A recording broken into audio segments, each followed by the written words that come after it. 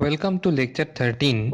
In this lecture, we will see how to draw a phasor diagram for a synchronous machine. This is actually a solution to our assignment 5, but we will not restrict ourselves to the problem that is given to assignment 5. Now, to draw a phasor diagram, what we need is a clear understanding about a voltage drop in an inductor. Let's see what is that. Let's first write the voltage equation of an inductor. So in an inductor, we can write the voltage induced in an inductor is equal to L into di dt. Now, if you assume that the current is sinusoidal, then V is equal to L into d dt of I sine omega t. So that will be omega L. What is derivative of sine? Cos omega t. Sorry, I. So that can be written as XL. This is nothing but XL into I cos omega t. That is the voltage. Now, what does it mean? It means that if my current is a sinusoidal function like this, why I have taken it to be a sinusoidal function? Because here I am assuming to be I sine omega t. So this is my I sine omega t. If this current is a sinusoidal function, then what about voltage? Voltage becomes a cosinusoidal function. What do you mean by a cosinusoidal function? That is, it will have a maximum here, it will have a minimum here, like this.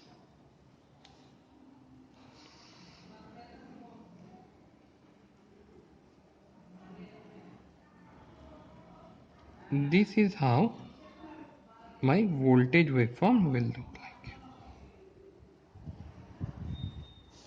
So this is my voltage, which is equal to XL into I cos omega t, or we can write it as V cos omega t, where V equal to I into XL. So if we have a circuit like this,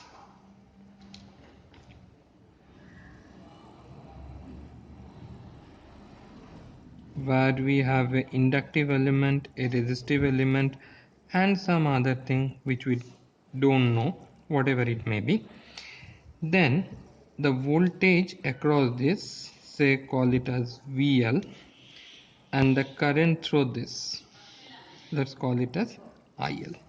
So this VL will lead this IL by 90 degree. That is, this VL represent this one, this IL represent this one. Now let's draw a phasor diagram. To draw a phasor diagram, we have to take a reference. Now here we can take V as reference or I as reference. If we take I as reference, then if this is my IL, so VL will lead this IL by 90 degree. What does it mean? It means that VL will be like this. If this is my IL, this will be my VL. Now this is, I hope to all of you this was pretty clear. Now the problem arises when we draw the current in a different way. Let's say that this is some other voltage, say V1. With respect to this, we have drawn a current I like this. Now what will be this current is flowing through an inductor. Say let's draw the equivalent circuit of a synchronous machine. So this was what we have drawn. This is my Vt, this is E, and here this is I. This is my I. So the voltage drop across this inductor, if we call it as VL, then this VL will lead this one by 90 degree. What does it mean? If the current is like this, the voltage will lead this by 90 degree. That is, this will be my VL. How will we draw this? We will first draw this line, then we will draw a line perpendicular to this. Now if we draw a line perpendicular to this, then there can be two options. One can be in this direction, another can be in this direction. Now how to understand whether it will be like this or like this? You assume that the current is here. If I rotate it like this, then what will be my VL? My VL will be in upward direction. So if I bring it from here to here, VL should be in upward direction. So VL is like this. Now let's take another case. Say this is my V terminal voltage, this is my current I.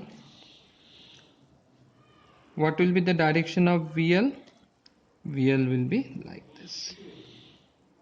How we understand this? If I rotate this I like this, VL should be point upward. Let's take another example.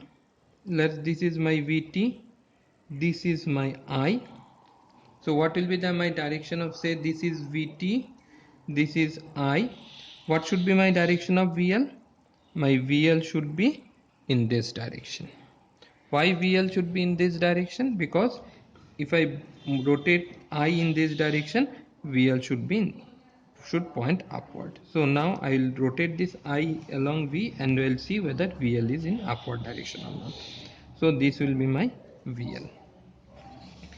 Now there can be infinite such cases, but only thing that we need to understand is that VL should lead I by 90 degree. Now let's look the cases one by one. The first case will be the phasor diagram of a synchronous machine at unity power factor. For this, let's say that this is my voltage V. First of all, let's draw the equation for a synchronous generator. It is EF is equal to VT plus IARA plus IAXS. So what is this equation?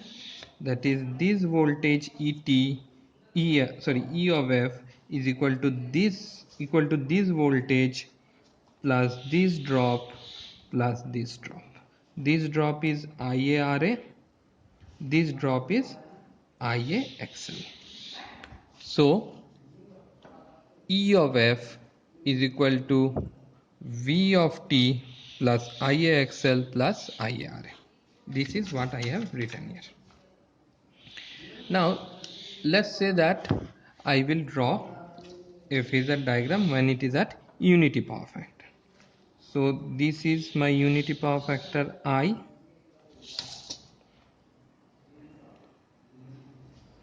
IARA will be in this direction and IAXL. So how to draw IAXL? It will be perpendicular to I in this direction. So I can shift a vector parallelly. So from here I will shift it here.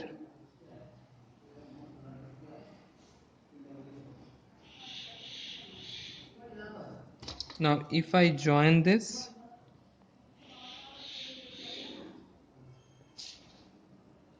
this will be E of F. So here we can see this V is represented by this line. This is V. IARA is this one plus IAXL, this one gives me EF. All this should be vectors. Let's draw the phasor diagram for a zero lagging power factor. So what do you mean by zero lagging? Let's first draw the V. This is my V, terminal voltage V.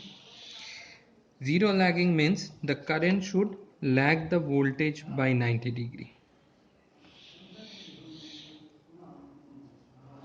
Which current we are talking about?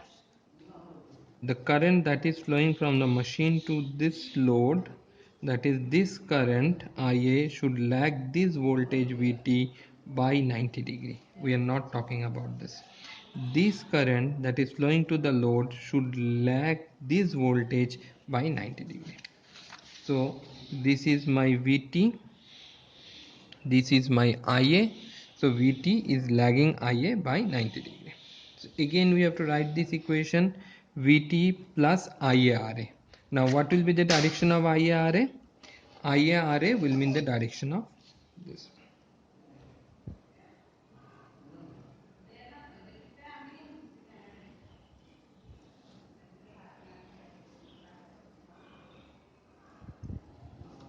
This is IARA. Now what will be the direction of IA into XS? It will lead this one by 90 degree. This is IA XS. This will be perpendicular to this and should lead this. How I understand that it is leading? I will rotate this current in this and I will see that this IA axis should be in the top. So IA axis will be in this direction.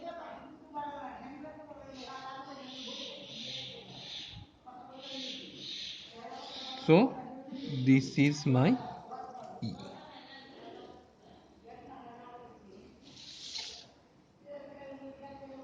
This is my E. Let us look at the phasor diagram at leading power factor. So for this again we have to draw the voltage, that is our terminal voltage V.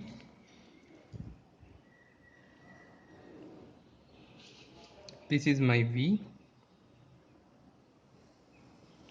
I have say we will draw it for leading power factor. So the current now will lead the voltage. So this is my IA. If this is IA, then the resistive drop IARA, that is this one IARA, this drop IARA should be in the direction of current. So this will be the direction of IARA. This will be IARA. Now what will be the direction of IA axis? IA axis should lead IA by 90 degree. So this will be the direction of IA axis. How we understand that it will be in this direction? If we rotate this I along this line, this IA axis should be on the top. So if you rotate I here, IA axis will be in this direction. So if I is along this line, IA axis will be along this line. Or to be more simple, IA axis should lead IA by 90 degree. So this is my IA RA. This is my IA axis.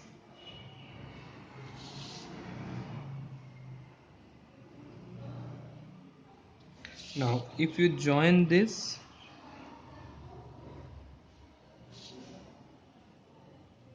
this will be E. So V plus IARA plus IA axis will be equal to E. So this is the phasor diagram of a synchronous generator at unity power factor. This is the synchronous phasor diagram of a synchronous generator at zero lagging power factor. This is the phasor diagram of synchronous generator at zero leading power factor. Now we can draw one more phasor diagram at any leading power factor. For this what we can do, first of all let's draw voltage V. Then we have to draw the current at any leading power factor. Say this is I and this is the leading power factor angle. So leading means current will be ahead of voltage in anti-clockwise direction. We take this to be positive direction of rotation, so current should be ahead of voltage. If this is my current, we have to draw the IARA drop perpendicular to current. parallel to current. So this is my IaRa. What about the inductive drop? The inductive drop should be perpendicular to I. So the Ia axis drop will be perpendicular to the current. Ia axis should be perpendicular to I and should lead I. This is Ia axis. If we shift it parallelly here, it will be Ia axis. Why we are shifting this line, or how we can shift this line? We can do this because we can shift a vector parallelly without changing its magnitude and direction. So if we place it here or here or here, anywhere in this paper, it has the same result. So instead of placing it here, we have placed it here. Now this is V, this is IaRa, this is Ia axis. Now if we join this line,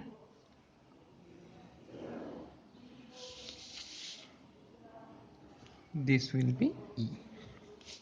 So this is the phasor diagram of a synchronous generator at leading power factor. So there can be infinitely many questions on this. Someone may ask you, draw the phasor diagram at 30° lead, 30° lag. So what you have to do? You have to just draw V and I accordingly. The other concepts will remain same. Thank you.